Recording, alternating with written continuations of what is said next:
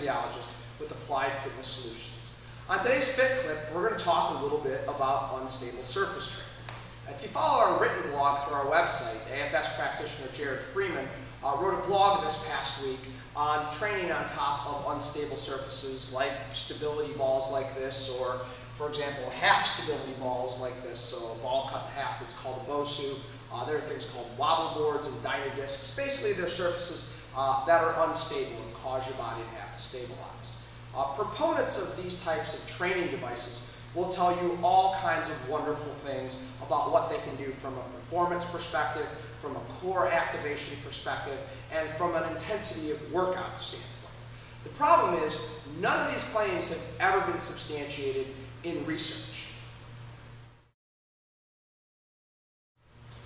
The first thing I want to talk about are the performance claims that are associated with training on top of unstable surfaces.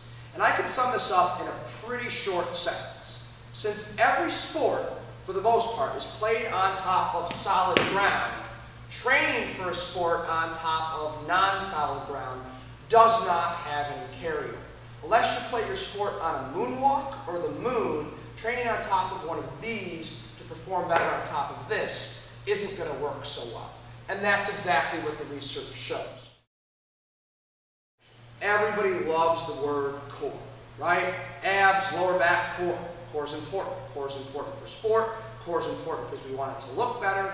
And proponents of unstable surface training will tell you that you train on top of these and you get more core activation. If you look at some of the studies that directly look at core activation, where they use electrodes to look at how the abdominal muscles fire, you'll find that putting a very light load on your back with a 45-pound barbell like this results in exponentially more core activation than doing any type of a squat on top of a ball like this or a BOSU.